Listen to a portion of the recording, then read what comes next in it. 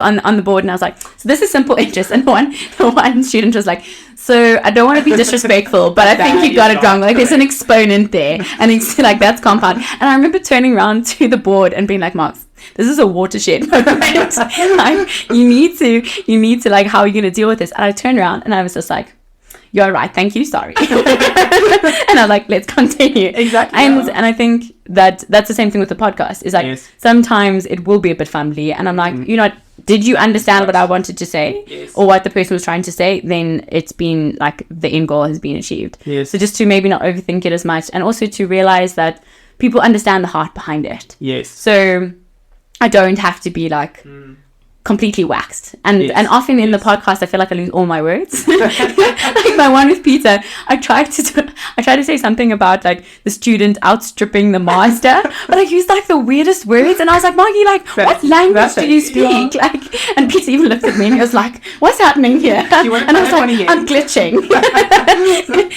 Kind of thing. So I think from a personal perspective, that's been really helpful. To be like, I'm putting something out and it's not perfect. Yes. But it's still good and it's still helpful. Yes. And as I know better, I'll do better. Exactly. Learn from the experience. Exactly. Yeah. I mean, also part of the what you has been touched on in a couple of episodes is professionalism. I can't remember which of your guests it was with, but you I think it was S1E. Yeah. It's not just putting on a suit. No, it's not. That's not professionalism. I think professionalism is part of the recognition that you don't have all the answers. Yeah. That things will not go, the actual will not always happen, or the expected will not always happen. Yeah. But in actuality, that's still okay. Yeah. That you will learn from it. And being a professional is about realizing where you can grow and being honest about it and existing in that ambiguity, like Steve said, and and just coming from a place of general curiosity. Yeah. Like, I have these questions. And I think that's a huge thing to take into the workplace, to be a professional. And also in terms of in the workplace, now throwing it back to you. So actual versus expected. Where do you feel it fits into sort of like as an actuary in the workplace of potential roles? So we talked about pricing. Sure. Yeah. I mean, I think with the natural place for actual versus expected is when you sort of come to your auditing. I think, having worked at an audit firm before, as did you, that's what you do when you're looking at sort of like you're doing an audit of reserves. You're saying, okay, you thought this would happen. What did actually happen? Why did it fluctuate, etc. And so that naturally sort of auditing is evaluation, right? That's what it is by definition. But I think when you're in that space and you see how things played out, it then feeds into your other functions. So for example, with reserving, like for, let's say, life insurers during COVID, the experience was worse than they thought because the burden of mortality was so much higher because people were dying because of this pandemic. And so their reserving was thrown out a bit. Yes. And then now actual versus expected in the reserving space, I didn't put enough funds aside to actually, I did put enough funds, but now it's actually sort of creeping closer to this margin of sort of risk that I didn't want to touch. What am I going to do about that? Like where am I going to draw capital from to make sure that I am I'm solvent. Exactly, solvent and reporting and meeting all my sort of regulatory requirements. So sort of it naturally flows into that. But whenever you change reserving, you have to change pricing, right? Because pricing has to take into account that when you're putting money aside to reserve, you're putting capital aside and there's a cost of capital, right? And so who pays for the cost of capital? It's the product. And if the product's paying for it, it has to naturally filter into the pricing. So it's very interconnected. And so I think what's difficult with actual versus expected is that there's many different ways of looking at it. Because like what Prof. Sher said is that uncertainty comes from many different places. So you can look at actual versus expected with regard to demographics. And let's talk about the life insurance example. Like you could say, okay, more people are dying than we thought they would. And that's just purely demographic. But then there's another level there to evaluating, saying, okay, well, what's the financial ramification of that? And so there's numerous sort of layers to monitoring, which is what actual versus expected is. It's actually monitoring and feedback. And so that's how I would frame it. I mean, how would you add to that, given your own exposure? Absolutely. I think you've summarized, I think, the technical elements. And I think being a actuary in the workplace is a lot of that. Basically, we gave you a number. Is that number correct? Or if it's not correct, how much is it incorrect? Oh, talk about materiality. Yes. So in audit, it was always my best thing. So if you be starting to be an auditor and obviously auditing some large clients and finding these huge numbers. So materiality is generally, and it's an accounting concept we do chat on a couple of subjects at your first year financial subject, of this idea of if something is wrong, is it materially wrong? And so generally in auditing, and I might butcher this, so please excuse me, is the concept of if this number were incorrect, how much is it incorrect by? And would it result in your shareholders or readers of your financial statements making a different decision based on the number? And so generally this will be like a percentage of profitability. I always used to laugh at that though, because I mean, like in a big company, materiality can be like a couple of million. It used to, you know, and it was like, I remember we did an audit of a client, and it was like, I think it was like, I don't know, like 5 million out. And I was like, no, we need to recalculate this. My manager's like, it's not material. And I was like, that's more than like my salary for a couple of years kind of thing, you know? It was a bit of an odd thing. I was like, oh, okay. We used to have the saying of like, oh, what's 20 million between friends, you know? And it used to, especially in your first couple of audits, it surprises me because I'm like, well, if it makes no difference to them, like it makes a big difference to me. You can if it's like, you know, like nothing on your balance sheet, like give it to me. No, exactly. The materiality for me is a lot larger. Exactly. But that's the power of large numbers, right? Of pooling. Exactly. So that audit materiality, I think, is always important, because especially for sort of university students, we're so focused, or they're often so focused on the answer needs to be correct, that it needs to be 5. Exactly. And that's, as you kind of develop as an actuary, the professionalism part of it also is context dependent. 5, it can be 5 or actually 6. I'm like, it's not going to be the biggest difference. Prof. Sure actually defined that. I think that's so well. When he spoke to that, like, it's more important how you get to an answer than the answer. And I think that, I mean, such an insightful podcast as a whole, but like literally just gems everywhere. But like, I remember saying to my students, my first years, actually this year, saying, in my life contingencies paper, I didn't write one answer, and I got my exemption, because you get 1 mark for the answer. It's the same thing in the workplace. Like, you can't be to your manager and be like, it is going to be 2,000 rand, and she or he will be like, okay, but show me the spreadsheet. And you mentioned, and I think also with Prof. Sherb, you were saying, you know, when you're doing a pricing exercise, it was less about what the actual price is, because if your workings is correct, your manager's going to say like, okay, well, the price is what it is, because the methodology is there. Like, it's not, you can't go and fudge the price, you know, you can't back. If the rationale's all there, then and as long as you sort of plugged it in correctly, then it's relevant of the actual number, because that is what the number has to be. That's what your actual versus expected might say. Exactly. And also, I mean, with actual versus expected, it's not like you just look at the price, like they say, like EPV of claims, right? You don't just look at what you expected. Expected present value. Look for our listeners. I know what it is. In this case. Goodness me. Like, you can have your expected present value of your claims and then what actually plays out. You don't go look at the difference between just the price. You say, okay, what were the lines in my pricing that were out of whack? Was it actually my expenses that were more than I thought they were going to be? Or was it my claims? Or was it possibly my commission? You know, maybe I got more individual business than group business, and there's different commission structures there or whatever. Like, that's what actual versus expected is. It's going into like the line items and saying what drove this. You can't just say, oh no, the price is out of whack, so we must just increase the price. And that's not what A versus EPV, what I'm talking about. That's not A versus E is, you know.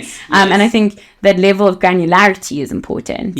Because it sometimes is something where you go into and you do an investigation and you're like, oh no, we've been double paying. Or, you know, like, actually the expenses, we didn't account for fixed expenses, only variable expenses. And so it's kind of, again, goes to that whole actuarial control cycle, saying, I actually didn't account for something correctly. And I love that part. For me, that was always the most interesting thing, because you can see that your sort of, be it like claims went up by 10,000 rand this year.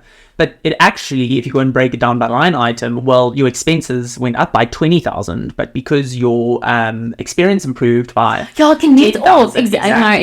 Understand the drivers behind this thing, and where it then plays in, because you may have all of these things that net off. That always amazed me in audit, of can have these hugely, I know, and they cancel each other out. But there's still a problem, right? Because that might not happen next year. Exactly. That makes next may be different, and it's something important to note. And then I think the other thing around ABC, so I think in a sort of technical perspective, we've chatted on, you know, the actual looking at a number, how wrong is it, materiality. But in our own personal lives as professionals for actuaries, I think it's quite an important exercise of, and always nice to hear on the podcast, of that reflection in your own life of A versus E. Is a lot of us often get into actuarial science because you're good at maths, you're good at pays Exactly. a lot. Our E wasn't very well informed, let's be honest. Yes, exactly. And it's important to actually, especially if you are struggling and you're throwing yourself at these exams again and again of, why am I doing this? Like, what is Exactly. what is my actual, like, let me reassess, what am I actually wanting to do here? Yeah. And then also in the workplace of, what am I wanting to get out of this? What did I expect going into it? And where am I now? Of,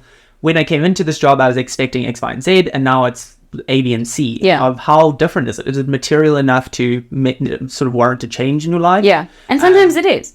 Exactly. And it's sometimes for the better, sometimes for the worse. But that sort of reflection exercise, I think, is quite important as an actuary because it helps inform your decisions. I think actuaries, we often, it was mentioned quite a few times, of sitting between the technical and the human element of like that. But you need rationale then, because otherwise you can't explain. That's why we talk about black boxes and things. So when you can't explain what your model is doing, when you can't explain why you're doing things, you can't communicate it.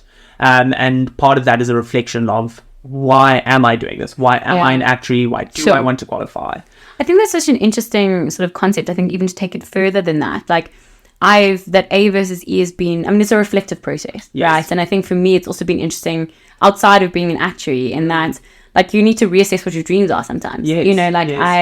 I know for me, when I was little, I always wanted to be a teacher. And I realized that, I've spoken to my journey before, but then I qualified as an actuary and I realized I still wanted that. But I had to do a reassessment to be like, okay, what does teaching mean? Does that mean you go to a classroom and you teach maths, which is what I did?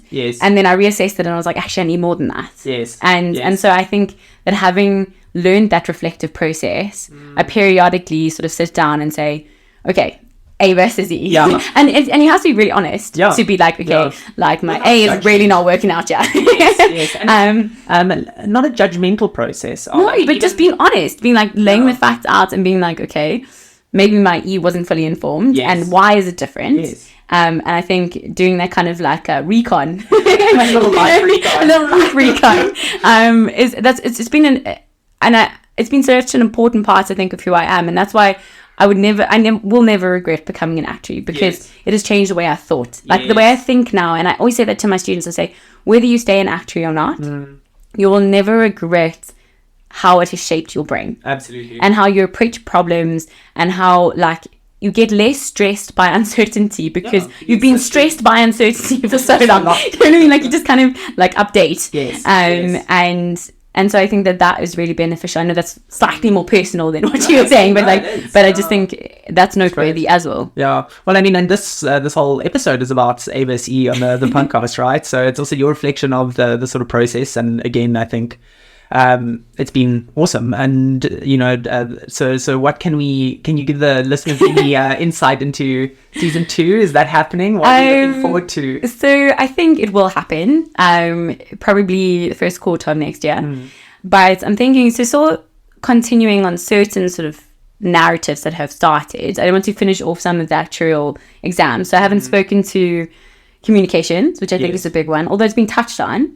But also those kind of workshops that you do and the importance of those. So, like, we talked about the modeling exam. What is that? And like the emphasis on documentation, which obviously links to communication. So just to unpack that a little bit. So I want to do that. And then I also want to sort of double click on the wider fields.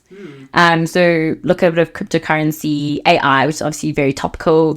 I also want to interview mates of mine who studied with me but didn't then qualify as actuaries, and sort of say, like, what can you do? Like, you have a BSc in actuarial science. You maybe didn't get the FASA designation, but what are you doing now? Like, I have a friend. Exactly.